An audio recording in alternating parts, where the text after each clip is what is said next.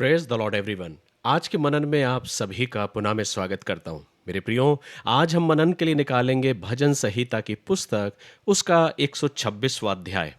मेरे प्रियो, क्या कभी ऐसा समय आपकी जिंदगी में आया है जब आप काफी रोए हों और इतना रोए हों कि लगा हो कि अब कुछ बदल नहीं सकता? कभी ऐसा लगा है कि आपकी खुशियां कहीं खो सी गई हैं और बस जीवन चल रहा है? लेकिन आज मैं आपसे एक बात कहना चाहता हूं। जब कभी हम प्रभु के सम्मुख इतना रोते हैं कि कई बार वही आंसू मेरे और आपके जीवन में आने वाली खुशी का बीज बन जाते हैं।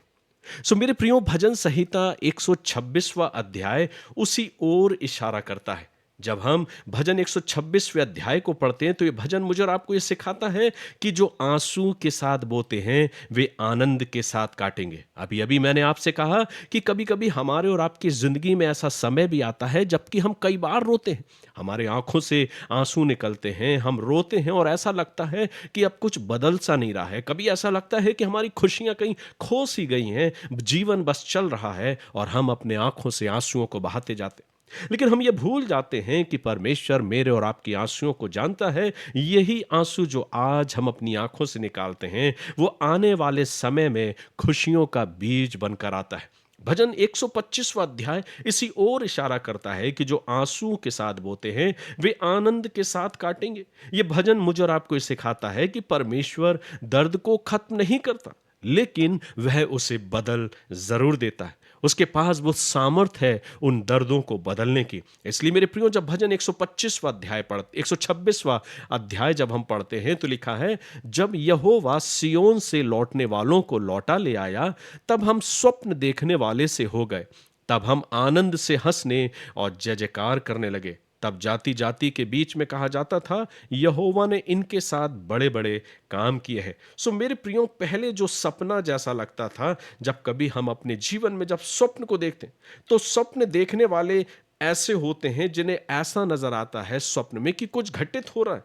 लेकिन परमेश्वर जब काम करता है तो वो मेरे और आपके विश्वास को और बढ़ा देता है। इसलिए जब हम प्रभु के इस वचन को मनन करते हैं तो ये वचन मुझे और आपको सिखाता है कि परमेश्वर ऐसे कामों को करता है मानो ऐसा लगता है कि हम स्वप्न देख रहे हैं, लेकिन वो वास्तविक हमारे और आपके जीवन में होता है, जो प्रभु अपने अद्भुत कामों के द्वारा मुझे और आपको आशीष प्रदान करता है। तीसरे पद में लिखा है, यहोवा ने हमारे साथ बड़े बड़े काम किए हैं और इससे हम आनंदित हैं। अर्थात परमेश्वर का वचन मुझे और आपको ये बताना चाहता है, ये सिखाना चाहता है कि हम और आप अपनी जिंदगियों में उस परमेश्वर के अद्भुत कामों को देखने पाते हैं। प्रभु ने ये बड़े बड़े कार्य इसलिए मेरे और आपकी जिंदगी में किए हैं ताकि हम दूसरों के सम्मुख अपनी गवाही को देने वाले हों, दूसरों को प्रेरित करने वाले हों। और इसलिए जब हम प्रभु की आशीषों को पाते हैं तो ये अपने तक सीमित करने के लिए नहीं, पर ये दूसरों तक बताने के लिए भी होना चाहिए।